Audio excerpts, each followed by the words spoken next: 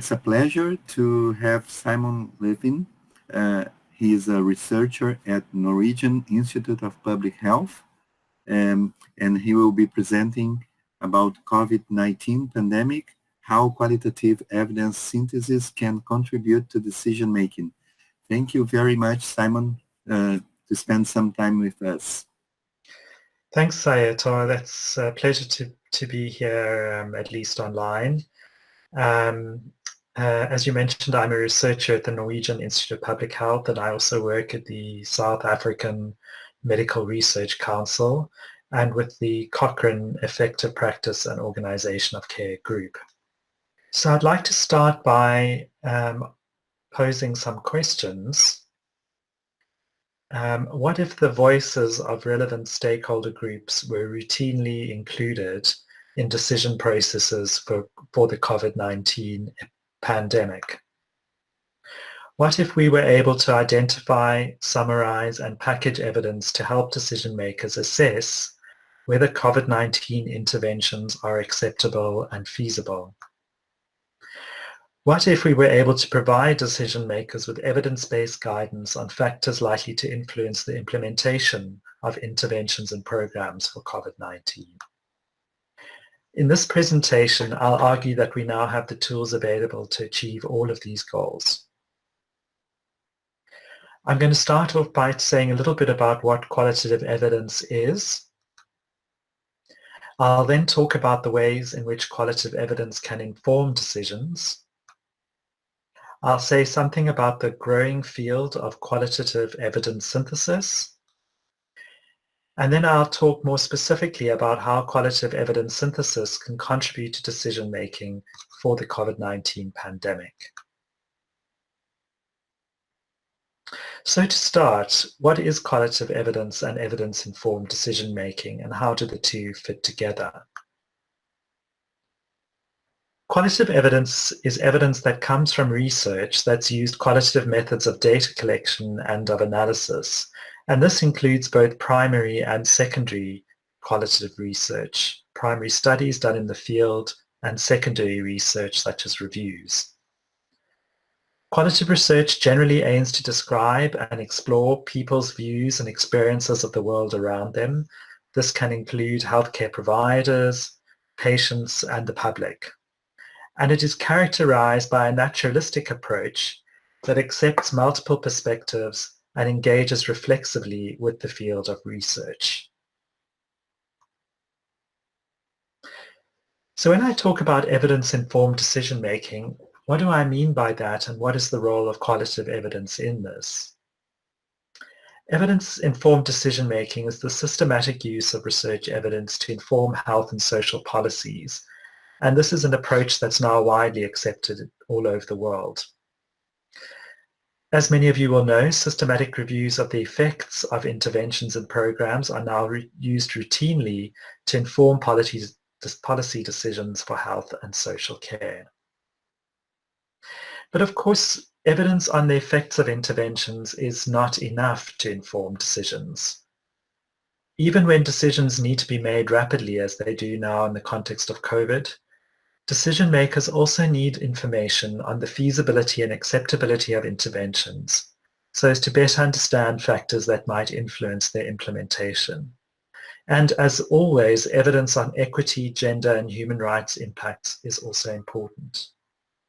And qualitative research is a key source of evidence on these kinds of issues for decision making.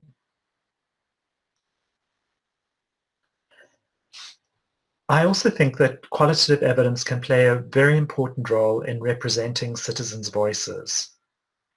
This kind of evidence can represent the voices of a broad range of citizens and stakeholders in decision-making, and it's particularly valuable, I think, in representing marginalized voices, such as poorer communities and indigenous groups. And indeed, the wider use of qualitative evidence can contribute to increased transparency and accountability in public decision-making, which I think is important, particularly important during a crisis.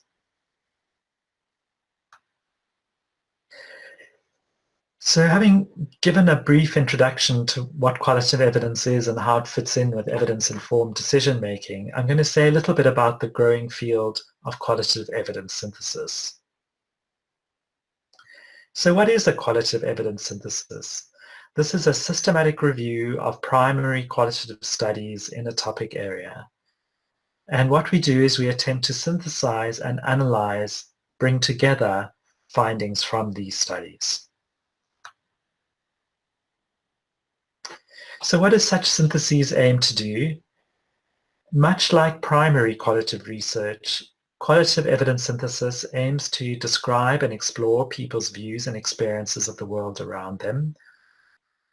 They aim to understand people's underlying reasons and motivations for the things they do. For example, why are people not adhering to social distancing guidance that governments may give out in the time of COVID? And qualitative evidence synthesis can help to explain and interpret the social world, the world around us, by developing hypotheses, theories, and models. Qualitative evidence synthesis is a key approach for using qualitative evidence in decision-making for several reasons.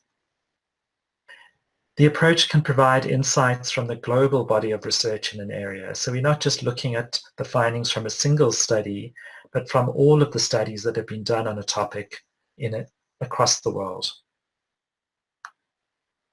It can help to highlight both similarities and differences in people's views and experiences regarding a health or social issue or intervention.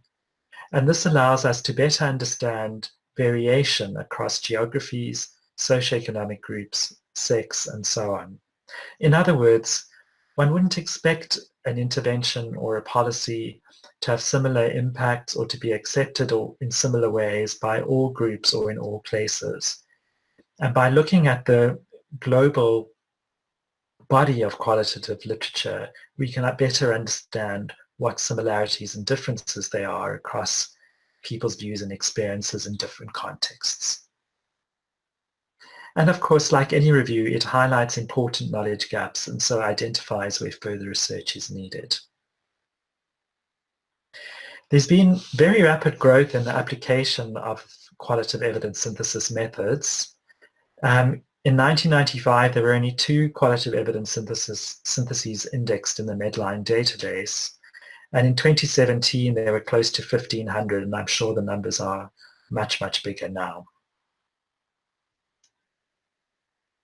So what kinds of questions can be addressed by a qualitative evidence synthesis? I'd like to say a little bit more about that in relation to different stages of the policy cycle. Firstly, in terms of diagnosing or understanding a problem, qualitative evidence syntheses may be useful where you have questions concerning people's views or experiences, why a particular problem has arisen, and how to understand a problem conceptually. When decision makers are at the stage of assessing policy options, what kinds of options might be available for them to address a problem, qualitative evidence syntheses can help us understand how people value these different options and how people value different outcomes. Different groups might place different value on different kinds of outcomes in relation to a policy. Qualitative evidence can also give us insights into how the intervention might work, and this is particularly useful for complex interventions. At the stage where you're looking at implementing a policy option or strategy, qualitative evidence can help us understand the factors likely to affect the implementation of a policy option. I'll be giving an example of that a little bit later, and also people's views regarding these implementation strategies. And of course, primary qualitative research is very important in monitoring the effects of policy options as they are implemented. And that primary qualitative research feeds back into systematic reviews, completing the whole cycle of the use of qualitative evidence. I thought it might be interesting to think about these same policy cycle stages in relation to COVID-19. So what might be questions that qualitative evidence could address at the stage of diagnosing or understanding a problem? You might be interested in issues like, what are healthcare providers' views of using personal protective equipment to protect them from infection in healthcare facilities? Or why might people fail to adhere to social distancing guidance promoted by governments? When assessing options or strategies, questions that might arise include, what are people's views on different strategies for making face masks widely available to the public? And how do people value stay-at-home measures to protect themselves and their communities compared to their need to leave home to work and earn money? When it comes to implementation, we might be interested in questions like the factors that affect the implementation of infection prevention and control strategies in hospitals and other health facilities. And at the monitoring stage, we of course now are looking at things like how stay-at-home policies impact on adults and children's mental health. We're seeing reports from all over the world on things like increased domestic abuse, abuse of women and children in the household. So these are issues that could also be explored through qualitative research. So I'd like to move on after that introduction to give you an example of how qualitative evidence synthesis can contribute very directly to decision-making for COVID-19. And I'll be focusing here on infection prevention and control. So as many of you probably know, the World Health Organization, WHO, has guidelines for infection prevention and control for epidemic and pandemic-prone acute respiratory infections. And the current pandemic has prompted concern about the ability of health workers to strictly adhere to this guidance. It's obviously important that they do to protect themselves from infection. In consultation with WHO and other stakeholders, Cochrane, the global network for producing and disseminating systematic reviews in healthcare, identified a critical question. What are the factors that impact on health workers' adherence to this IPC, infection prevention and control guidance? And data on this question could help inform strategies to support healthcare workers across the world. Cochrane has undertaken a rapid qualitative evidence synthesis on these factors that affect healthcare workers' compliance with IPC recommendations. So how is this qualitative evidence set up? Of course, it includes primary qualitative studies. And in terms of settings and populations, it includes any healthcare facility and any healthcare worker working with respiratory infectious diseases. The topic of interest, as I mentioned, was barriers and facilitators to adherence to infection prevention and control guidelines. And this includes early recognition and source control, things like triage, respiratory hygiene, administrative controls such as isolation of patients, spatial separation, environmental engineering controls such as cleaning and disinfection and ventilation, as well as personal protective equipment, including putting on and taking off gowns, gloves, masks, goggles, and hand washing. So how was this done? Cochrane put together a team of experienced researchers. They developed a brief research protocol for this rapid synthesis. This was reviewed by Cochrane editors, and a review was undertaken and completed in 2 weeks. So what studies were found? This rapid review identified 36 eligible qualitative studies and sampled 20 of these for inclusion and analysis. And these studies explored the views and experiences of nurses, doctors, and other healthcare workers when dealing with SARS, H1N1 virus, MERS, tuberculosis, or influenza. So where did these studies come from? 12 were conducted in high-income countries. 7 were from middle-income countries, although I see that there were none from Brazil, unfortunately. 1 study was conducted in a low-income country, and most of the sampled studies were from hospital settings, but other settings included outpatient clinics, tuberculosis clinics, family practices, and other primary care settings. I'd like to give you a sort of sample of some of the key findings. This is just a few that came out of this synthesis. Firstly, the synthesis found that healthcare workers felt unsure when available guidelines for infection prevention control were long and ambiguous. They also noted that they could feel overwhelmed because guidelines change so often as epidemics progress. Healthcare workers described also how their responses to guidelines for infection prevention were influenced by the support that they felt they received from their managers.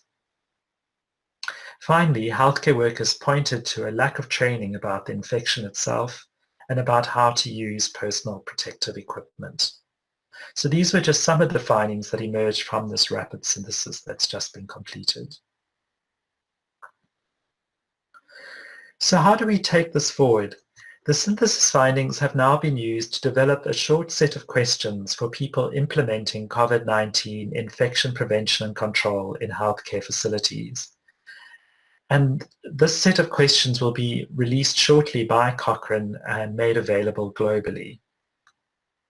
Some of the prompts or questions that are included in this summary are, for example, have you made sure that the IPC guidance you're sharing with health workers is presented in a format that is clear, unambiguous, brief, and easy to follow for all members of staff? Have you considered how changes to the guidance will be communicated to all members of staff? And does your facility have the space and infrastructure to implement the guidance? So the idea here is to use the findings from the evidence synthesis to develop these prompts that help healthcare managers and others make sure that guidelines are implemented as best as possible.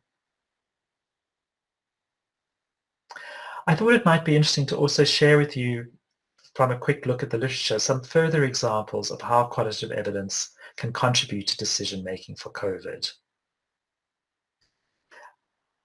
There are a very wide range of questions that are now being addressed through qualitative research all over the world, and these include the impact of the COVID-19 pandemic on hospices in Italy to inform responses in other countries, public perceptions of non-pharmaceutical interventions such as hand hygiene and social distancing that aim to reduce transmission of acute respiratory infections, and how best to support healthcare worker resilience and well-being during the pandemic. So to conclude, how can we do more to use qualitative evidence to inform decisions for the COVID-19 pandemic? Firstly, we need to look with a qualitative lens at the COVID-19 questions that decision makers are asking. Where can qualitative research and qualitative evidence be useful in addressing these questions? We need to undertake rapid qualitative evidence syntheses and primary research to learn from the existing body of qualitative literature. We also need to strengthen capacity to produce, share, and utilize qualitative evidence globally, and to produce and share decision support products that are informed by this evidence. And finally, we need to think ahead. What questions will arise in the next few weeks or months for which we should be pre-positioning qualitative evidence? In other words, areas in which we should be doing rapid reviews now to inform decisions that may be necessary in the forthcoming weeks and months. So I'd like to end there. Obrigado and thank you, and I'm very happy to have some discussion. Thank you, Simon. Let me see if Daniela, we can carry on. I think there is a distinction time for recording the questions. Daniela? Hello. Hi. Oh, can I thank Simon again and then carry on asking some questions? And Karine is with us. Karine, are you listening to us? Karine just joined us in the end of the presentation, isn't it? Karine? Yes, I'm listening you, and unfortunately, I just listened the Simon in the last your lecture, but thank you for your time and for your presentation. Okay. Yes. Now we're going to start recording. So thank you, Simon, very much. It was very clear, and I hope everyone could follow your presentation. And I have some questions for you in order to have more interaction now. I think it's quite relevant that you have mentioned qualitative evidence represents citizen voice, especially the most vulnerable ones. How do you think is it possible to collect data as we are under quarantine and people have to collect data using devices or even telephone? Do you have any experience or have you heard about any experience how to collect data during quarantine? Thanks, Ayrton. I mean, I think the first point I would make is that we, on many questions, we already have a lot of data in the published and unpublished literature. So I think our first port of call at the moment, the first thing we should do is to look and see, search the literature to see what existing evidence we have from qualitative studies that may help us to answer the questions that decision makers are asking and other groups. Because it may well be that we have enough evidence already and we don't need to do any more primary qualitative research. You can see from the example that I presented a few minutes ago that although of course we don't have evidence on how healthcare workers manage infection prevention and control for COVID because it's a new virus, this particular one, we do have very useful evidence from experiences with epidemics of other kinds of viruses like H1N1, MERS, SARS, and so on. So we may be able to answer many questions from the available literature. Where we don't have anything available that can answer the questions, then I think, yes, other techniques may be needed. And I think there are multiple avenues open even now.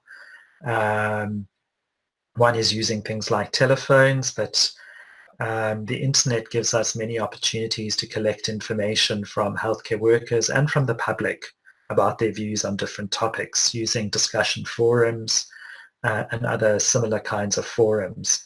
And that's a sort of a technique that's been used in qualitative research for quite some time now, so they're well-established methods for that. So I think we can still do a lot, even though there are restrictions on the ability to people to move around.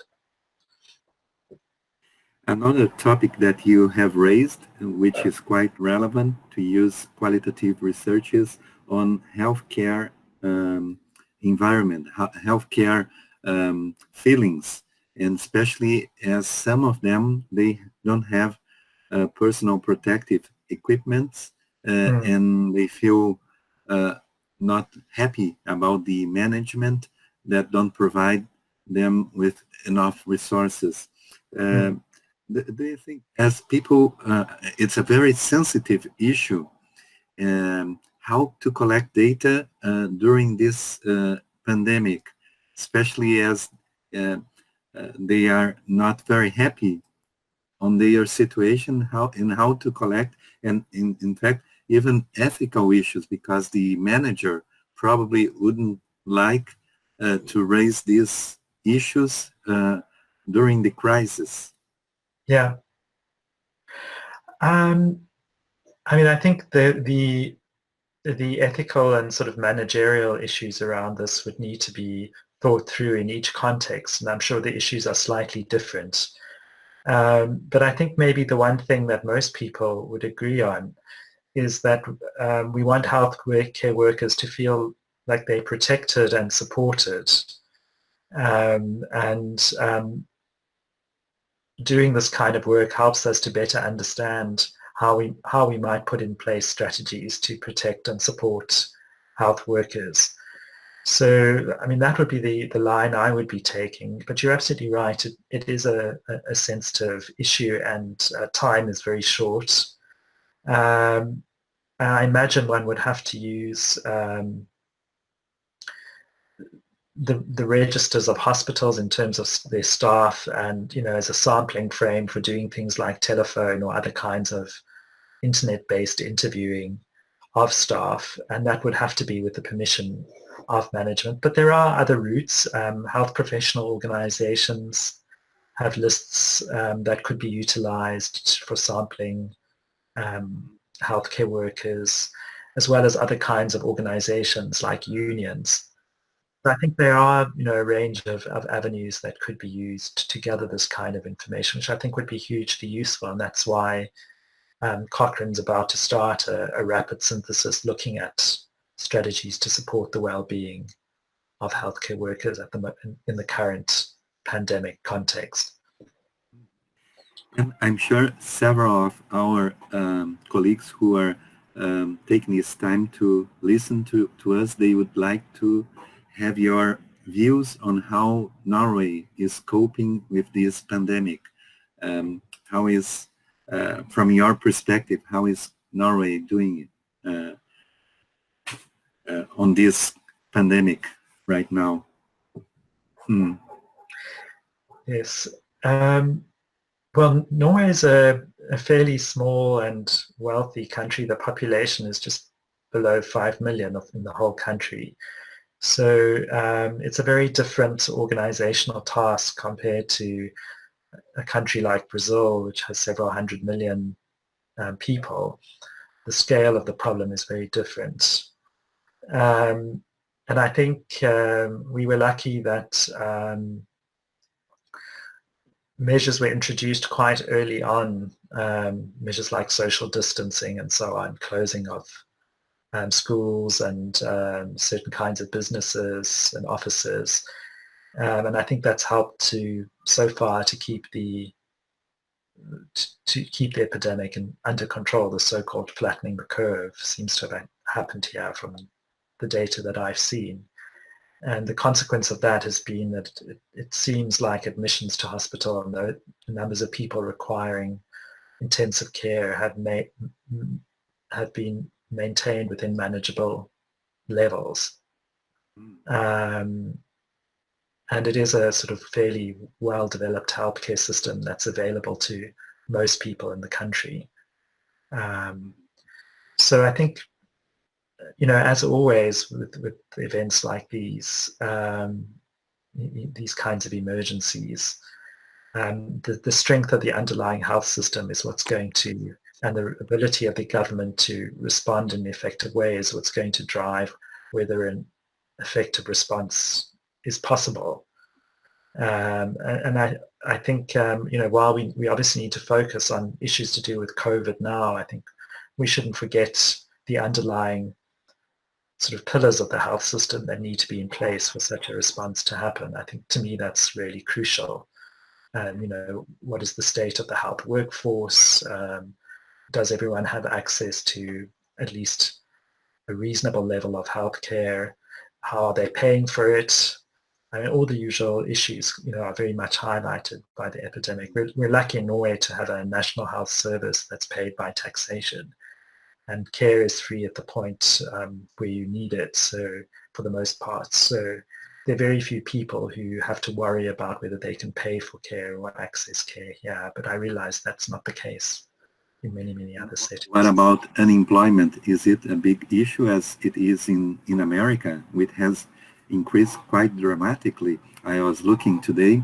It used to be before COVID-19, 4%, which was very low, and now it's about 14% in just a matter of 100 days. Yes, and it's been very similar here. As I understand it, it's gone from around 2% to, I think, 13 or 14% in Norway. And I think I haven't seen the latest figures, but just around the time that the social distancing started, about 300,000 people registered for unemployment benefits, new people. So there was a huge jump for in this quite small population. So the government has put in place various schemes to try and support individuals and businesses who have either lost their jobs or have been temporarily had their salary stopped, so that they have some level of support, for the forthcoming weeks and months. I think no one knows how long exactly it will be. And what about South Africa? You have good connections there and still working there. How it's likely to be this COVID-19 in South Africa, and how this qualitative research is going to be implemented in places like South Africa? I'm probably not the best person to talk about the details of the response in South Africa, but certainly a range of organizations or academic organizations have been involved in responding to the government's needs for evidence.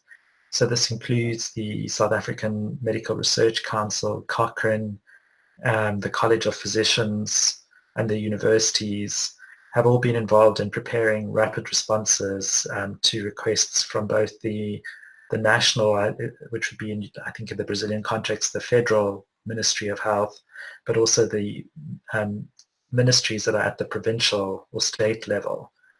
So there's been a lot of activity among in the academic community to respond to those needs, and a lot of work has been done on that. And of course, people are involved not only in producing evidence, but in helping government departments to use that to develop appropriate strategies. I know there's a lot going on in that regard. I'm not actually sure to what extent that's drawn on qualitative evidence. Yes, I think that's an open question. It would be interesting to look at it. Yeah. You have mentioned towards the end of your presentation, thinking ahead, and I was wondering, hidden agenda is something that qualitative research should be looking at, such as domestic violence, which is something that, especially in countries like Brazil, which is unfortunately very violent, and the data regarding what is happening during this quarantine is very, not very much advertised. It's not on the news most of the time, and I suspect that this is a big issue, unfortunately. And another aspect, and yesterday I was in a meeting with psychiatrists, and they were concerned about overuse of sedatives, diazepam during this crisis, and of course alcohol consumption. Yeah. I'm sure it will be increased during this period, especially during these festivities in this weekend, like Easter. People will drink much more than they should, especially as it should be avoided. And in fact, as a policy, it should be increase the price of alcohol, so people could realize that this is something that it should be avoided. I wanted your comments, and is there any research about domestic violence, consumption of alcohol and sedative that you are aware of? I mean, I know that mental health has been flagged and substance use has been flagged as an important issue now going forward in relation to the pandemic. And in fact, Cochrane is accelerating an update of a review on task shifting for mental health, which is looking at trying to sort of make mental health interventions, including for PTSD, post-traumatic stress disorder. There are a number of health workers who now are experiencing that because of seeing a large number of quite traumatic circumstances in hospitals. Substance use is another issue covered by this review, and domestic abuse and violence. So it's looking at interventions, to what extent non-specialized health workers such as GPs or community health workers can deliver those kinds of interventions. So that review's ongoing at the moment.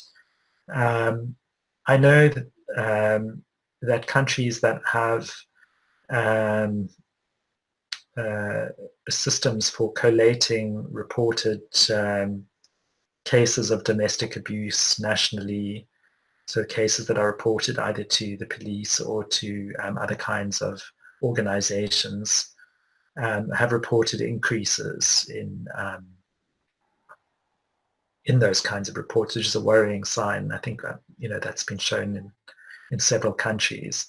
And there are also studies underway, as far as I can see from the literature, on the impacts of social distancing and the isolation mechanisms on other aspects of mental health.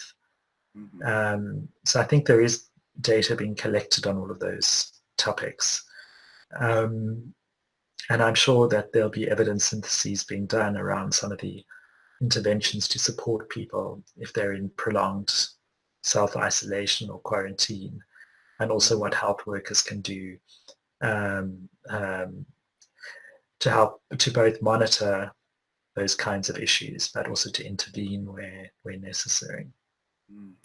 Another aspect that qualitative research could and probably is doing research on volunteer and how is the benefit for people who are approaching by a volunteer, and also, and most of the time, more importantly, how it affects positively for those who volunteer, who provide volunteer work, isn't it? This is something that the universities are providing resources of the students to have tasks as volunteers, especially for old people who are isolated. This is something that I'm sure research could be carried out to identify the benefits of being a volunteer, isn't it?